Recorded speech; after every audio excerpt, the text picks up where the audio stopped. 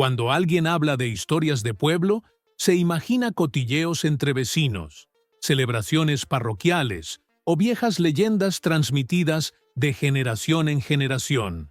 Pero en aquel pueblo, lo que empezaron siendo rumores vagos, se convirtieron en un secreto que carcome poco a poco a todos los que se ven atrapados en él.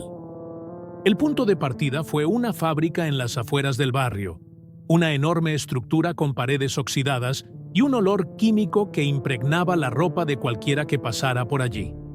Oficialmente, se decía que allí se producían disolventes y plásticos, pero todo el mundo sabía que lo que realmente salía de allí eran residuos tóxicos, vertidos noche tras noche en la zanja que atravesaba la calle. El agua, antaño limpia, se había convertido en un arroyo espeso y oscuro, con un olor que recordaba al óxido mezclado con huevos podridos. Cualquier planta que tocara el agua, moría. Cualquier animal que bebiera de ella, desaparecía pronto. Y sin embargo, contra toda lógica, algo inesperado empezó a brotar allí mismo. Plantas que nunca se habían visto antes. No eran como arbustos ordinarios. Tenían tallos firmes, casi metálicos, hojas verdes relucientes que reflejaban la luz de las farolas como si estuvieran pulidas, y un discreto brillo que parecía palpitar a la luz de la luna. Al principio, todos pensaron que eran hierbas diferentes, transportadas por semillas en el viento, pero la rapidez con que crecían y su resistencia al veneno llamaron su atención. Una joven pareja, vecinos demasiado curiosos para su edad, fueron de los primeros en darse cuenta de que algo iba mal. Salían de noche a observar, fascinados por el contraste entre la podredumbre del agua y la vitalidad de aquellas hojas, y en uno de esos paseos vieron la primera luz. No era un avión ni un rayo. Permaneció inmóvil en el cielo durante interminables segundos, sin hacer ruido, hasta que desapareció como si se hubiera apagado desde dentro. Al día siguiente, nadie lo comentó abiertamente, pero los murmullos en la panadería lo delataron. Más gente lo había visto. Esa misma semana, una señora enferma, conocida por todos en el barrio, fue sorprendida cuando le pidió un simple favor: que le trajera algunas de esas hojas para hacer té. Sufría insuficiencia renal, consecuencia de años de beber agua contaminada. Era frágil y apenas podía levantarse de la cama. Cuando bebió la infusión, algo cambió. A la mañana siguiente, se la vio de pie, sonriente, barriendo el patio como si el peso de su enfermedad se hubiera disipado. La noticia se difundió rápidamente, pero nadie quería creerla. ¿Cómo podía una planta nacida del veneno curar a alguien? Aún así, los ojos no mentían. Aquella señora, que ya parecía tener un pie en la tumba, recuperó el color, la fuerza e incluso las ganas de hablar. Mientras tanto, las noches se volvían más inquietantes. El silencio habitual se rompía con repentinos destellos en el cielo. Siempre lo mismo. 3 puntos alineados, inmóviles, planeando sobre la ciudad. Cuando aparecían, hasta los grillos dejaban de cantar. Era un silencio absoluto, pesado, asfixiante. Los jóvenes intentaron grabarlo con cámaras, pero nada funcionaba. Las imágenes se congelaban, los aparatos se apagaban. Solo quedaban pantallas estáticas y una extraña sensación en la cabeza, como un zumbido interno imposible de ignorar. ¿Y los sueños? Los sueños empezaron a ser frecuentes. Primero uno, luego el otro. Campos enteros cubiertos de plantas, inclinadas como si estuvieran observando al observador. En el centro, figuras altas y delgadas con ojos negros brillantes. No hablaban, pero transmitían algo que no era tanto lenguaje como sensación, confianza mezclada con pavor. Con el tiempo, la planta dejó de ser solo un detalle. Se extendió por las aceras, las grietas de las paredes e incluso el asfalto caliente. Era imposible contenerla. Algunos vecinos intentaron arrancarla, cortarla, quemarla. En vano. En pocos días volvían a crecer, más fuertes y más numerosos. La fábrica aumentó sus desalojos nocturnos. Los camiones pasaban siempre a las 3 de la madrugada, sin señales, arrojando un líquido más espeso y maloliente que antes. Y cuanto más vertían, más parecían prosperar las plantas. Era como si se alimentaran del veneno. La ciudad enfermaba. Niños con fiebres extrañas, ancianos que tosían sangre, jóvenes que se desmayaban sin motivo. El centro de salud no daba abasto y las autoridades lo trataban como un virus pasajero. Pero todo el mundo sabía que no era eso. Y en medio de la decadencia, la señora antes moribunda estaba más viva que nunca. Su rostro estaba sonrosado, su cuerpo más fuerte. Incluso su pelo parecía haber rejuvenecido. Siempre sonriendo, siempre diciendo lo mismo. No son enemigos, están ayudando. La joven pareja comenzó a alejarse de sus amigos. ¿Quién iba a creerles? Todo parecía demasiado loco para contarlo, pero el peso del secreto crecía, asfixiándoles. Porque ya no se trataba solo de plantas. Una noche, vieron la primera figura de cerca. Volvían en bicicleta por una calle desierta cuando una sombra cruzó por delante de ellos. Alta, delgada, sin rasgos definidos, pero con unos ojos que brillaban en la oscuridad. Permaneció inmóvil, solo ladeando la cabeza, observando. El tiempo se congeló. Luego desapareció tras un muro, en silencio. Corrieron hasta casa sin mirar atrás. No dijeron nada a sus padres, no se lo dijeron a nadie. Pero a partir de ese momento se dieron cuenta de que lo que estaba ocurriendo no era natural. Y que ellos eran el centro de todo. Las plantas, la fábrica, la enferma, las luces, los sueños, las figuras. Todo estaba conectado. ¿Pero cómo? ¿Y por qué? En aquella ciudad olvidada, la vida parecía haber entrado en otro ritmo. El aire era cada día más pesado. Los animales actuaban de forma extraña. Los aparatos fallaban sin motivo. Y en el silencio absoluto de la madrugada, todos lo sabían, incluso sin admitirlo. Algo acechaba. Algo que no debería estar ahí, pero que estaba. Algo que no podía ignorarse. Con el paso de las semanas, la ciudad empezó a cambiar de una forma que nadie podía fingir no notar. No era solo el olor sofocante que salía de la fábrica o el agua turbia que salía de los grifos. Había algo más, algo que penetraba en el silencio, que se escondía en la piel de la gente, que hacía que todo pareciera fuera de lugar. Las plantas se multiplicaban a un ritmo demencial. Donde ayer había grietas en el hormigón, hoy brotaban hojas verdes y metálicas que reflejaban cualquier atisbo de luz. Las paredes de las casas se cubrían, las farolas echaban raíces enroscadas e incluso empezaban a aparecer brotes en el asfalto agrietado. Quien intentaba arrancarlos, descubría que los tallos eran demasiado duros. Los que intentaban quemarla veían cómo las cenizas desaparecían al cabo de un día, sustituidas por tallos aún más fuertes. Los residentes empezaron a desesperarse. Algunos hablaban de contaminación radiactiva, otros de una plaga demoníaca. Algunos incluso dijeron que el gobierno estaba probando algún arma secreta. Pero lo cierto era que nadie podía explicarlo, y cuanto menos se explicaba, más crecía el miedo.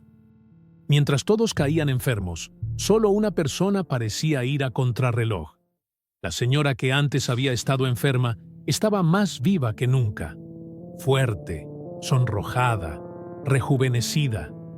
Se cruzaba con sus vecinos sonriente, ofreciendo tés hechos con las hojas. Y cuando alguien le preguntó de dónde procedía la energía, ella respondió con la calma de quien guarda un secreto. Están ayudando. La palabra ellos empezó a pesarle. Nadie se atrevía a preguntar quiénes eran esos ellos. Pero en el fondo, todos sabían quiénes eran. Las luces en el cielo ya no eran leyenda, eran rutina. Siempre a la misma hora, poco después de las 3 de la madrugada, aparecían 3 puntos sobre la ciudad, inmóviles, alineados, flotando en absoluto silencio. No había ruido, ni viento. Incluso los animales callaban. Los perros, que solían ladrar ante cualquier ruido, se acobardaban en silencio. Las gallinas dejaron de poner huevos. Los gatos desaparecieron. Y con las luces llegaron los sueños. La gente corriente empezó a relatar imágenes nocturnas que no parecían sueños. Hombres y mujeres se despertaron llorando, diciendo que habían visto campos cubiertos de plantas, figuras altas, ojos negros que miraban sin pestañear. Los niños dibujaban símbolos extraños en el suelo, círculos y trazos repetidos como si estuvieran copiando algo que no entendían. La sensación era que nadie dormía solo. El sueño de toda la ciudad parecía manipulado, cosido por manos invisibles. Mientras tanto, la fábrica aumentaba su presencia. Los camiones llegaban cada vez más tarde, vertiendo sustancias cada vez más espesas y fétidas. El arroyo dejó de fluir como agua y empezó a arrastrar una masa negra y aceitosa que burbujeaba como si estuviera hirviendo. Aún así, era de allí de donde brotaban con más fuerza las plantas. Los jóvenes sabían que no era casualidad. La fábrica intentaba asfixiarlas y las plantas respondían renaciendo. Era como una disputa silenciosa. De un lado, el veneno humano. Del otro, una fuerza que no era de este mundo. Una noche, la tensión llegó a su límite. Un grupo de vecinos decidió organizarse para destruir los brotes. Se reunieron en la plaza con antorchas y herramientas, marcharon hasta la zanja y le prendieron fuego. El olor de los productos químicos mezclado con el de las plantas quemadas llenó el aire. Los hombres gritaron que estaban liberando a la ciudad de una maldición. A la mañana siguiente, el lugar estaba cubierto de nuevo. No solo habían renacido, sino que se habían multiplicado. Lo que antes había sido una estrecha orilla, ahora se extendía metros y metros, como si el fuego les hubiera proporcionado alimento. Ese fue el día en que la ciudad se dio cuenta. No había forma de detenerlo. El miedo se convirtió en pánico. Las familias empezaron a hacer las maletas, intentando salir, pero los rumores decían que las carreteras habían sido bloqueadas. La justificación oficial era el mantenimiento, pero los que intentaban pasar eran escoltados de vuelta por coches negros que nadie sabía de dónde venían. Y las luces, esa semana cayeron más bajo que nunca. Iluminaron los tejados y barrieron las calles como focos. La gente corría al interior, cerrando puertas y ventanas. Pero era inútil. La luminosidad lo atravesaba todo, penetraba en las paredes, llenaba habitaciones enteras. No había forma de esconderse. Entonces llegó la primera visión clara. Se acabaron las sombras que se movían rápidamente, las figuras que desaparecían. Al borde del manantial oculto, 3 figuras se mostraron en toda su plenitud. Eran altas, delgadas, de piel lisa y gris y ojos enormes, negros y brillantes. No tenían boca ni expresión, pero su mera presencia bastaba para congelar el aire. No hubo ataque, no hubo violencia. Permanecieron inmóviles, mirando fijamente, como si estudiaran cada detalle. Y en aquel silencio absoluto, algo sucedió. Un mensaje recorrió las mentes de los presentes. No era una voz, no era un sonido. Era una frase corta y clara, repetida hasta que se clavó como hierro candente. Protege lo que es puro. Después de eso, desaparecieron. Aquel día, nadie pudo dormir tranquilo, porque todos comprendieron, sin necesidad de palabras, había una razón para que aquellas plantas crecieran en medio del veneno. y había una razón para que los visitantes estuvieran allí. Pero, ¿cuál era el precio de esta ayuda? ¿Qué esperaban a cambio? El silencio que siguió al primer contacto no trajo alivio. Al contrario, se hizo más sofocante. Era como si todos supieran que la calma era solo la pausa que precede a la tormenta. Pocos días después, la fábrica mostró sus cartas. Al amanecer, entraban camiones cargados de cajas metálicas, custodiados por guardias de seguridad armados. El olor había cambiado. Ya no era solo óxido y disolvente. Ahora el aire parecía arder desde dentro, un olor corrosivo que hacía llorar los ojos y rascarse la garganta. A la mañana siguiente, las plantas de la zanja estaban quemadas. El suelo exudaba humo, como si alguien le hubiera echado ácido. Pero 48 horas después, surgieron nuevos brotes, aún más firmes, y se extendieron por el doble de la superficie anterior. Era como si respondieran al ataque con un vigor redoblado. Mientras tanto, los habitantes se enfermaban en masa. Aparecían manchas en la piel. La tos seca no cesaba. Los niños tenían fiebres que no bajaban. El centro de salud ya no tenía medicamentos suficientes.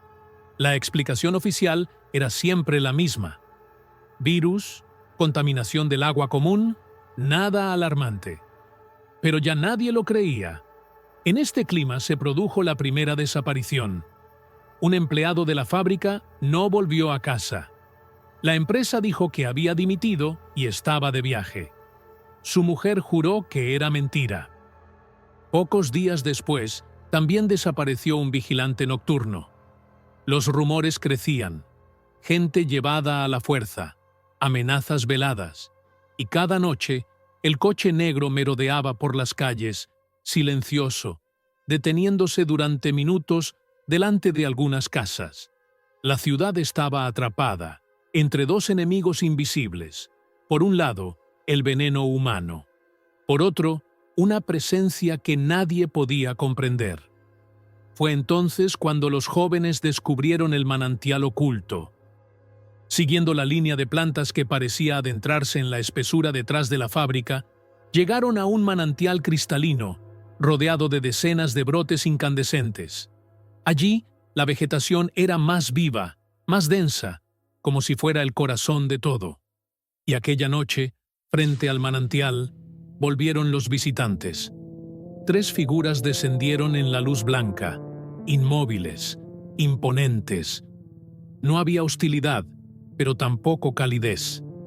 Solo ojos negros que observaban. El mensaje volvió, recorriendo la mente como una hoja fría.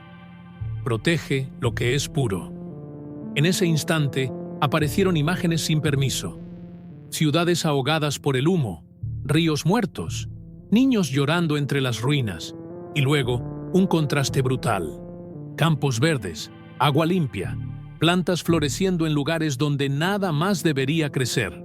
No se trataba solo de esa ciudad, se trataba de algo más grande. El mundo entero. Los jóvenes volvieron disgustados. Sabían que la fábrica pretendía enterrar el manantial, eliminar las pruebas. También sabían que los visitantes no estaban allí por casualidad. No habían venido a destruir, sino a impedir que los hombres terminaran lo que ya habían empezado. Sin embargo, nadie les creía.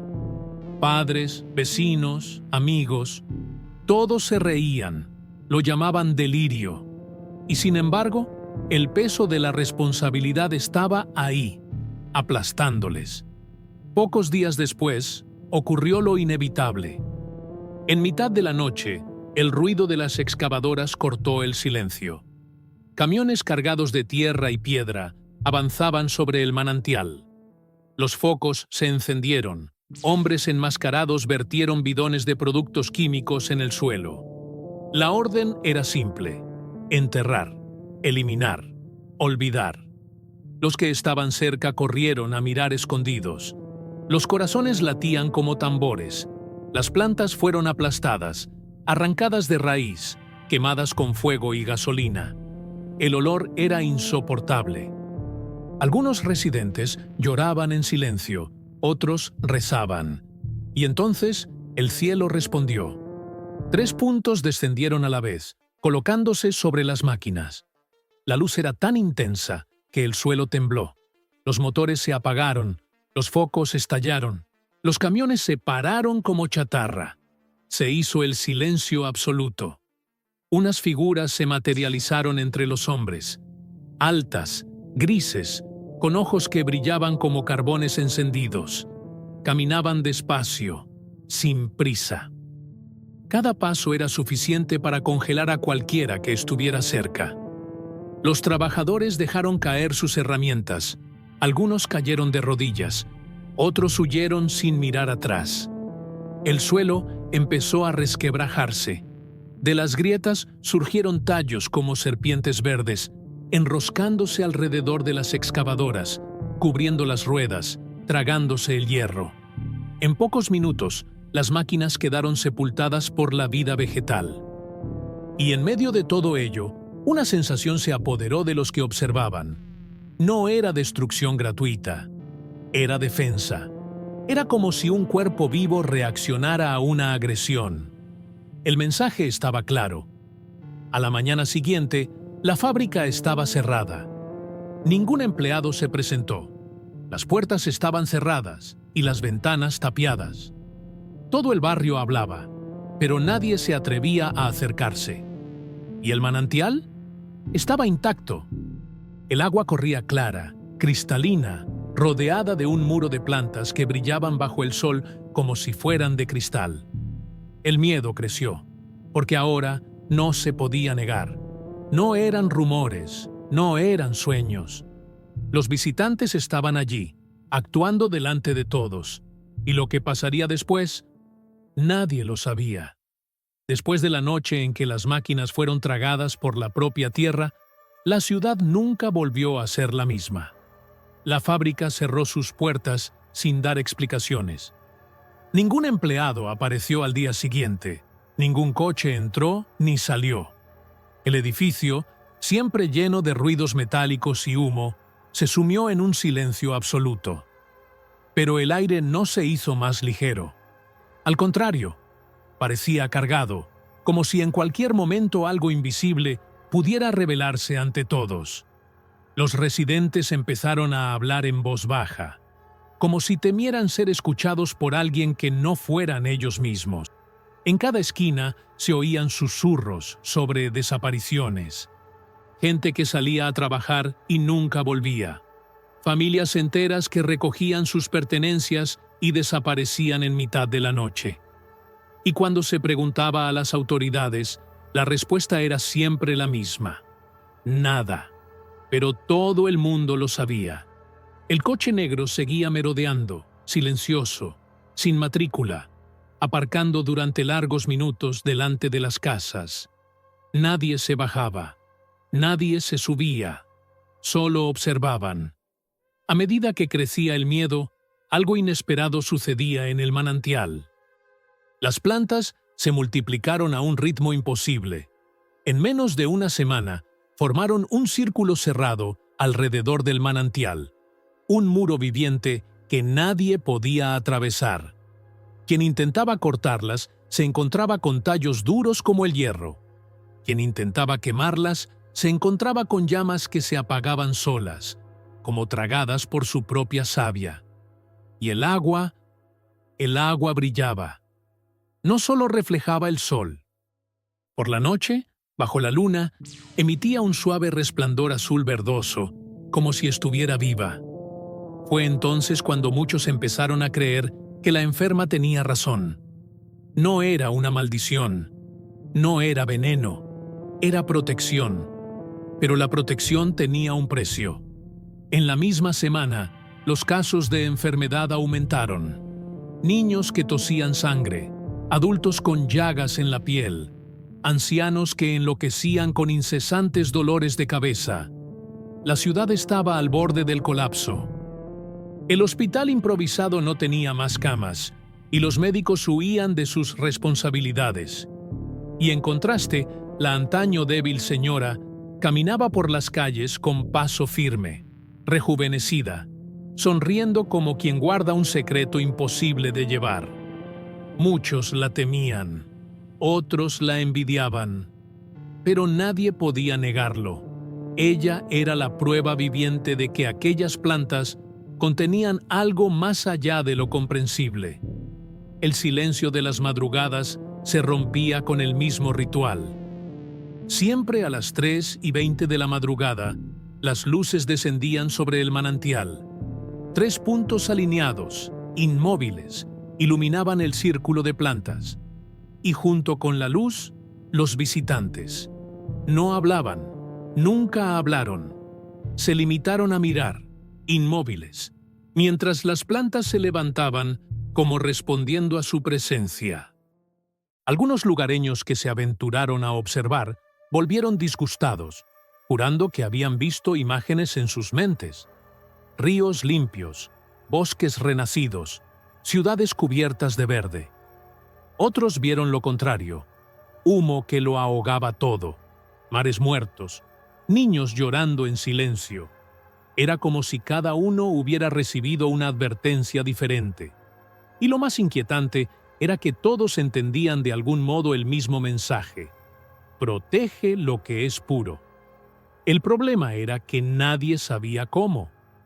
La ciudad, ya enferma, se dividió entre el miedo y la devoción. Algunos organizaron vigilias nocturnas, arrodillándose ante las plantas como si fueran altares. Otros amenazaban con quemarlo todo de nuevo, diciendo que era obra de fuerzas malignas. Pero cada vez que se acercaba la llama, volvía la luz al cielo y el terror acallaba cualquier impulso. En medio de todo esto, los jóvenes permanecieron en silencio, cargando con el peso de saber más de lo que querían. Eran los primeros en haber visto a los visitantes, los primeros en oír el mensaje, los primeros en intuir que había una elección en juego. Pero la elección no era sencilla. Puede que la fábrica estuviera en silencio, pero no estaba derrotada. Se rumoreaba que habían llegado hombres de otras ciudades, técnicos especializados, militares uniformados sin identificación. Por la noche, aún resonaban sonidos metálicos detrás de los muros, como si algo se estuviera preparando bajo tierra. Y todos sabían que cuando llegara el próximo intento, no sería con palas y tractores. Nadie dormía en paz. El miedo corría por todas las esquinas, entraba por las grietas de las casas y se infiltraba en nuestros pensamientos. Y en el fondo, todo el mundo lo sabía. Esta historia no acabaría bien. Lo más inquietante fue que los visitantes no se marcharon. Siguieron planeando sobre la ciudad como centinelas silenciosos, vigilantes inmutables, listos para intervenir cuando volviera la amenaza. No atacaron, no secuestraron, no hablaron. Se limitaban a observar. Y el mero hecho de que estuvieran allí bastaba para destruir cualquier sensación de normalidad. Fue en ese momento cuando todo se volvió confuso. Ya no era posible separar el miedo de la esperanza, el veneno de la medicina, el enemigo del aliado. La ciudad seguía enferma, los habitantes se corroían por dentro, la fábrica conspiraba en las sombras y las plantas se hacían cada vez más fuertes. Y en el centro de todo, el manantial brillaba como un corazón palpitante, custodiado por ojos que no parpadeaban. El caso se cerró. Los informes oficiales desaparecieron. Los periódicos publicaron vagas notas sobre la quiebra de la fábrica, una epidemia controlada y la emigración de los residentes. Pero los que quedaban lo sabían. Nada había terminado. Porque cada noche, poco después de las 3 de la madrugada, las luces volvían a encenderse. Inmóviles, alineadas, mirando hacia abajo como jueces silenciosos. Y los que se atrevían a mirar sabían que no solo estaban presenciando, estaban siendo medidos. A día de hoy, nadie sabe si fuimos elegidos o condenados. Lo que sí sabemos es sencillo. Lo que nace del veneno ya no puede ser destruido. Y de alguna manera, Ya no importa si lo queremos o no. Ya están aquí. Si esta historia te ha hecho pensártelo 2 veces antes de beber agua del grifo o mirar al cielo nocturno, entonces entiendes la gravedad de lo que se ha contado. Ahora quiero que me lo cuentes tú. ¿Alguna vez has sido testigo de algo parecido? ¿Has visto luces extrañas, plantas que no deberían estar ahí o situaciones que nadie ha sabido explicar? Comparte tu historia en los comentarios, porque puede ser más importante de lo que crees. No olvides dejar un like, suscribirte al canal y activar las notificaciones. Gracias a tu apoyo, podemos sacar a la luz casos que casi nunca llegan al público. Y recuerda, la próxima historia podría ser la tuya. En los días siguientes a mi llegada, me di cuenta de que la ciudad estaba dividida. Una parte de la población fingía que no pasaba nada, como si fuera más fácil negarlo que afrontar la realidad. Otra parte, en susurros, hablaba de niños que ya no eran como antes. Era a este segundo grupo al que necesitaba llegar, porque era allí donde aparecían los fragmentos de la verdad. Conseguí hablar con una limpiadora del hospital. Trabajaba en el turno de noche y me contó que varias madrugadas se había encontrado con médicos y gente de fuera deambulando por los pasillos restringidos, siempre en silencio, siempre en pequeños grupos. Cuando intentaba acercarse a ellos, le ordenaban con dureza que se marchara. Una vez juró haber visto cómo se llevaban a un bebé en una nevera, como si fuera un objeto, no un niño, repitió con los ojos llorosos. Decidí salir del hospital y buscar a las familias. Llamé a las puertas. Muchos me echaron, diciendo que no querían hablar más del tema. Pero una señora, la abuela de uno de los desaparecidos, accedió a verme. Estaba sentada en el salón de su casa con una vieja foto en el regazo. Era el único recuerdo que tenía de su nieto. Lo que me impactó fue el detalle que me contó. Antes de desaparecer, el bebé pasaba noches enteras despierto, mirando en la esquina de la habitación, como si hubiera alguien allí.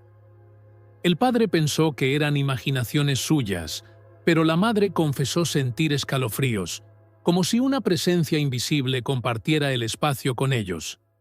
Otra pareja me contó algo parecido. El niño no lloraba cuando tenía hambre. No emitía sonidos como otros bebés de su misma edad. Simplemente permanecía en silencio, siguiendo cualquier movimiento con la mirada. El padre llegó a decir: «No parecía mi hijo, parecía alguien mayor metido ahí». No pudo terminar la frase. La madre rompió a llorar. Era aterrador cómo coincidían los relatos. Niños con falta de expresiones típicas, falta de sueño normal, mirada demasiado fija. Empecé a registrar patrones: vigilia constante, ausencia de llanto, sonidos inusuales emitidos solo en la oscuridad. Era como si estos niños estuvieran aprendiendo algo que no debería aprenderse a esa edad. Para confirmarlo, pedí ayuda a una psicóloga infantil jubilada que vivía en la zona. Le mostré extractos de los cuentos, sin revelarle de dónde procedían. Me miró, perpleja, y me dijo que aquello iba más allá de cualquier diagnóstico conocido. Si fueran trastornos del sueño, tendríamos explicaciones médicas. Si fueran rasgos del espectro autista, habría otros signos. Pero un bebé de 3 semanas que permanece despierto toda la noche sin llorar no es algo que podamos explicar con los parámetros actuales. Me pidió más información, pero no pude dársela. A medida que recogía testimonios, empecé a sentir que me seguían. Una noche, cuando salía de una entrevista, noté unos faros constantes detrás de mí en la carretera desierta. Tomé curvas inesperadas, reduje la velocidad y el coche mantuvo una distancia calculada. Solo conseguí perderlo al entrar en una gasolinera concurrida. Cuando volví a mirar, ya no estaba. La enfermera que me había alertado en primer lugar también estaba cada vez más asustada. Dijo que había encontrado su casa saqueada. No se habían llevado nada, pero había cajones abiertos y documentos fuera de lugar. Era el tipo de advertencia silenciosa. Sabemos lo que estás haciendo. Intenté calmarla, pero por dentro sabía que ella corría más peligro que yo. El quinto día de la investigación conseguí algo que cambiaría el curso del caso. Accedí a los registros de transporte del hospital a través de un contacto en el ayuntamiento. Descubrí que, en 3 noches concretas, se habían utilizado vehículos del Departamento de Sanidad fuera del horario oficial. El destino declarado era un laboratorio estatal de otra ciudad, pero cuando les llamé, recibí la fría respuesta de que no se había recibido ningún transporte en esas fechas. Entonces, ¿a dónde iban? Mientras seguía estas pistas, me di cuenta de algo más sutil. Los bebés que quedaban tenían un detalle físico en común. Pequeñas manchas casi imperceptibles en la piel, en forma de líneas curvas. Una enfermera se aventuró a decir que parecían marcas de electrodos, pero no había registros de exámenes que lo justificaran. Una tarde, pude volver a observar de cerca a uno de ellos. El bebé tenía poco más de 2 semanas. Estaba en el regazo de una auxiliar, y cuando entré en la habitación, sus ojos me siguieron hasta que me detuve frente a ella. No era una mirada refleja, era fijación, una fijación incómoda e intensa. La asistente comentó en voz baja que a veces sentía miedo de quedarse a solas con él. Dijo que una noche oyó sonidos que parecían susurros procedentes de la cuna. Cuando se acercó, el bebé estaba despierto, pero no movía los labios. Mi mente intentaba encontrar explicaciones racionales. ¿Podría tratarse de un envenenamiento ambiental? ¿Experimentos médicos ilegales alteraban el comportamiento y el desarrollo? Pero al mismo tiempo, los informes tenían demasiados matices subjetivos que escapaban a la ciencia. Era como si hubiera algo más que biología en juego. Decidí reunirlo todo en un primer informe. Quería organizar los hechos. 3 desapariciones confirmadas, múltiples informes sobre comportamientos anómalos, documentos de transporte hospitalario adulterados, intimidación de testigos. Pero antes de que pudiera finalizarlo, recibí otra llamada. Era una madre llorando que pedía reunirse conmigo fuera de la ciudad. En el encuentro, en el coche, me contó que su hija recién nacida seguía viva, pero que ya no era la misma. Durante el baño, la niña miraba fijamente el agua como si fuera consciente de lo que ocurría. Durante la lactancia, no apartó la mirada de ella ni un segundo. Pero lo más inquietante fue lo que ocurrió anoche. Se despertó y encontró a su bebé sentada en la cuna. Solo, sin apoyo. Solo tenía 20 días. Cuando gritó, el bebé cayó a un lado y empezó a llorar como si nada hubiera pasado. Permanecí en silencio, sin saber cómo reaccionar. Una parte de mí quería creer que era la desesperación de la madre proyectando imágenes imposibles, pero había algo en sus ojos que me decía que no era una invención. En el camino de vuelta, el peso de todo cayó sobre mí. Ya no era una agenda, era un riesgo. Lo que estuviera ocurriendo no se detendría con esas 3 desapariciones. Y cada noche que pasaba, aparecían nuevas señales. Nuevas familias notaban que sus hijos ya no eran lo que eran. Era como si algo se multiplicara, silenciosamente, invisiblemente. Y yo ya no sabía si tendría tiempo de revelarlo todo antes de que fuera demasiado tarde. Cuando decidí quedarme más tiempo en la ciudad, me di cuenta de que mi presencia ya no pasaba desapercibida. La gente cruzaba la calle al verme. Algunos cerraban las ventanas. Me estaba convirtiendo en un cuerpo extraño.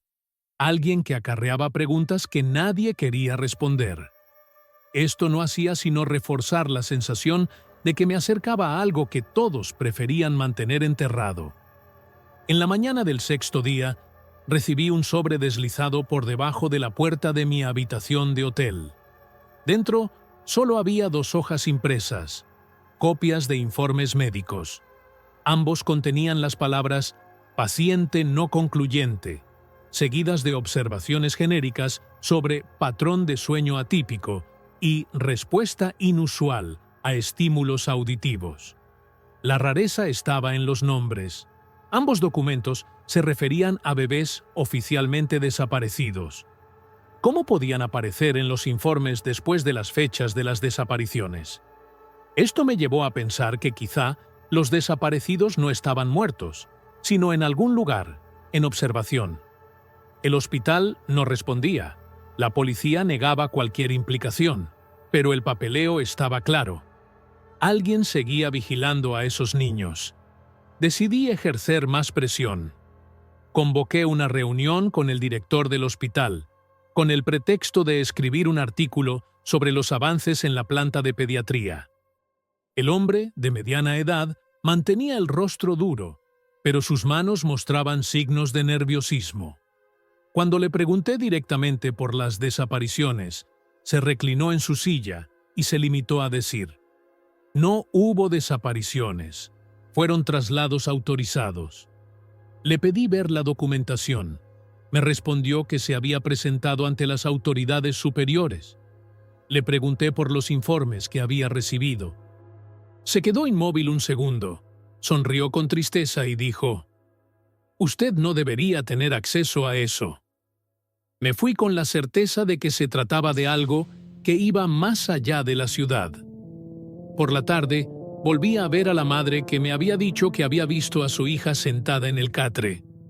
Me recibió, pero parecía distinta, exhausta, pero al mismo tiempo extrañamente tranquila. La niña estaba en su regazo, en silencio, con los ojos muy abiertos. Cuando me acerqué, tuve la sensación de que me reconocía.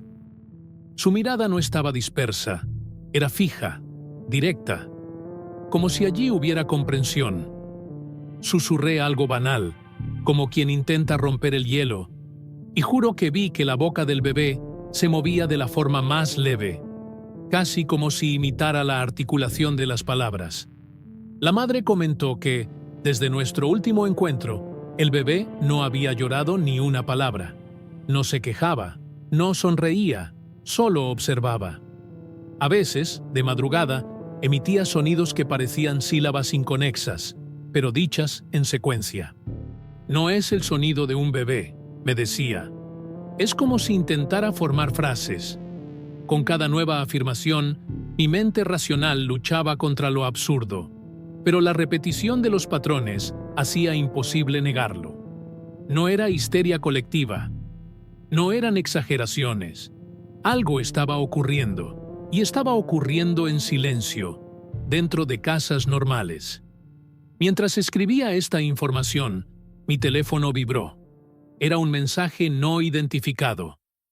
«Has visto demasiado. Vete mientras puedas».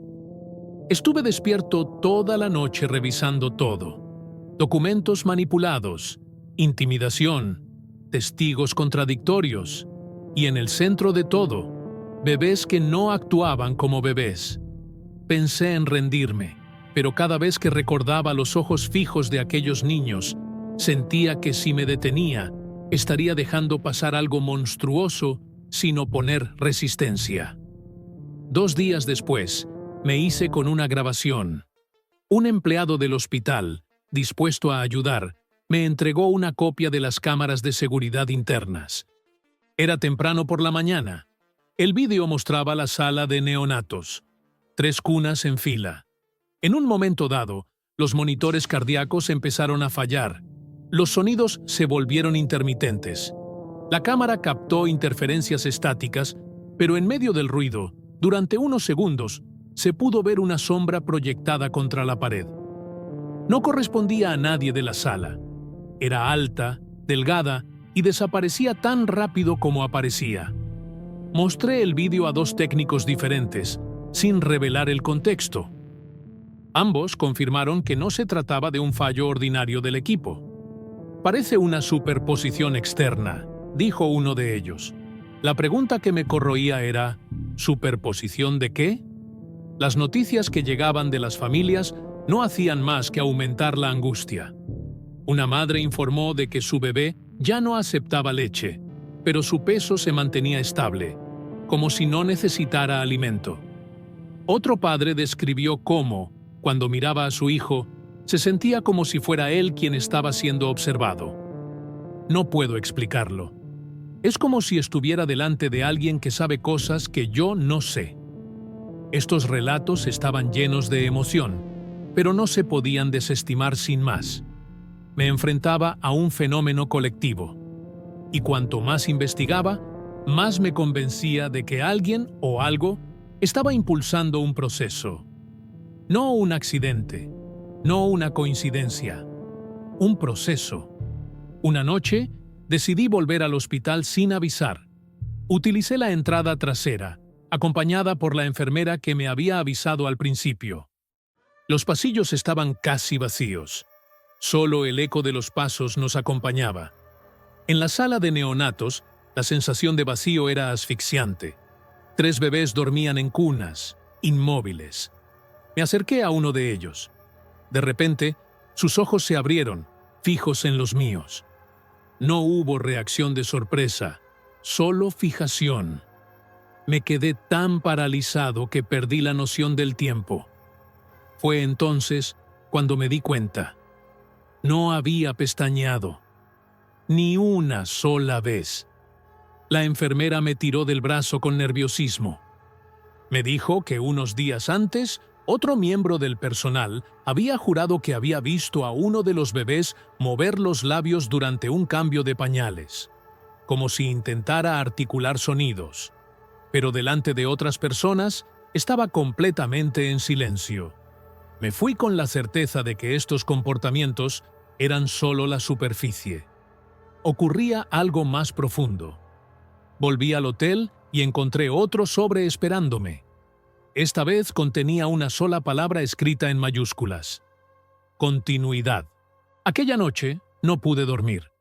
La palabra resonaba en mi mente. ¿Continuidad de qué? ¿De un experimento? ¿De una sustitución? ¿Una infiltración lenta e imperceptible? No lo sé.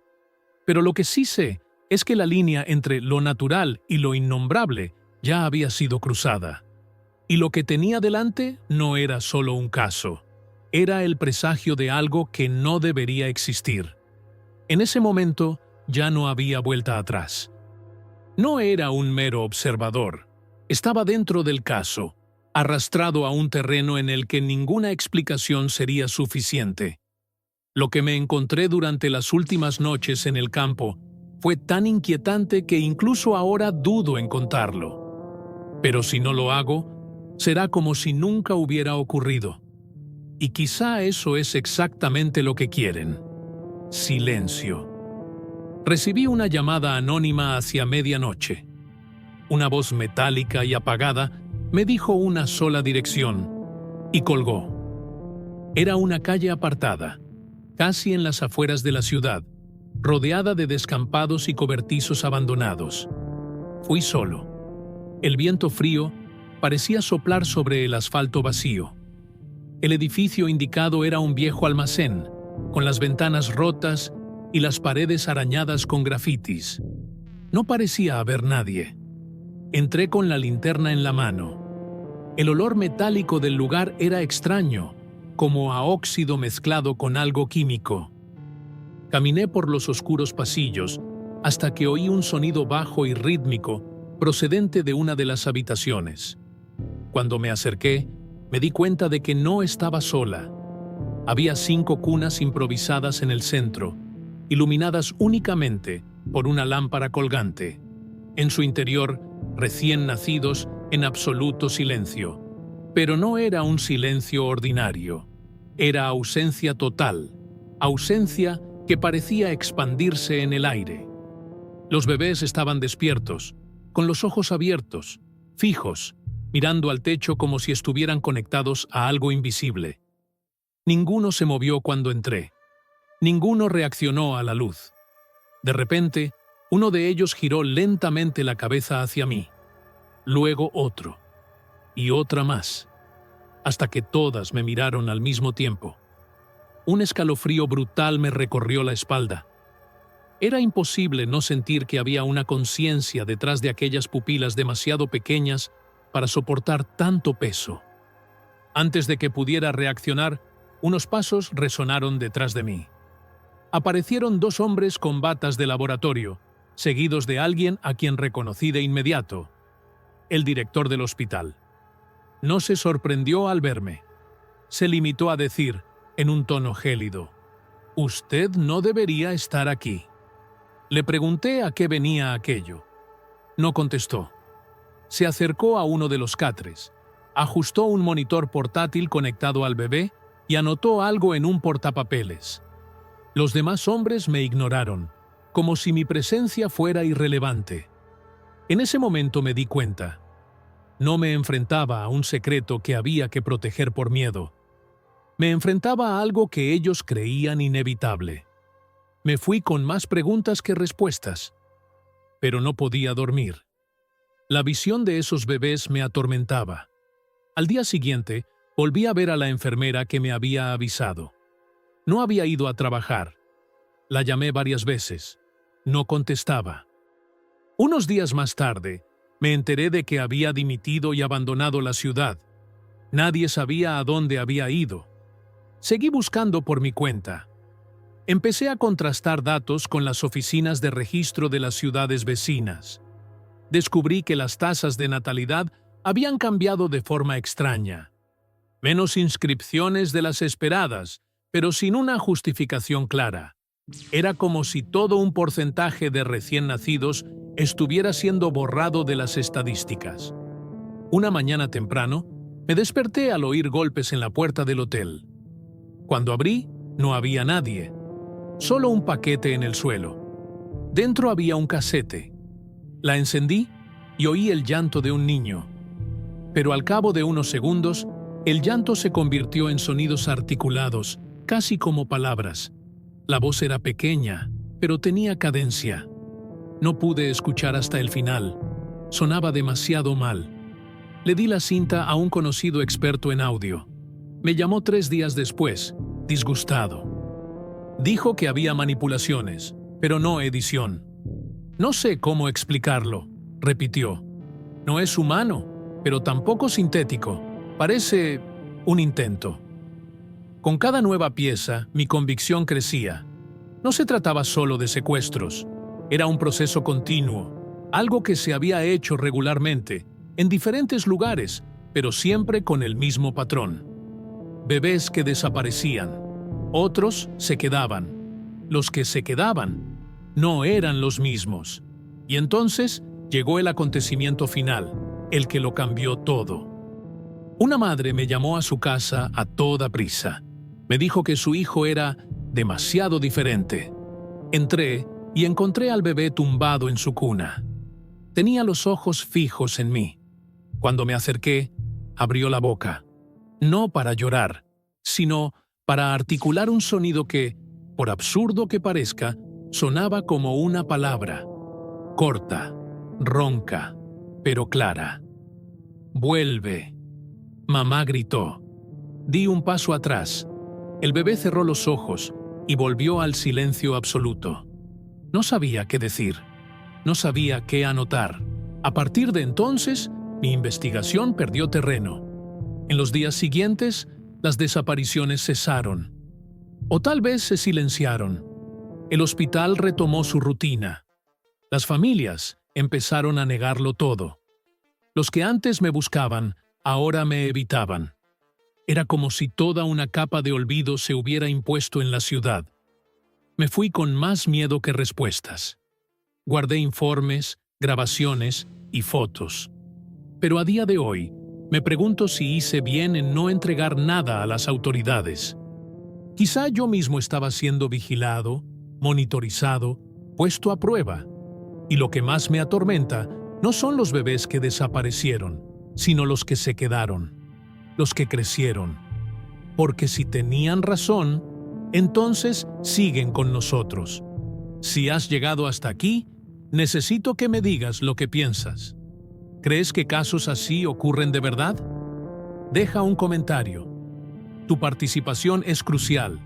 porque historias como esta solo salen a la luz cuando otras personas también comparten sus experiencias. Me gusta, suscríbete y cuenta tu historia. Quizá el próximo testimonio sea el tuyo.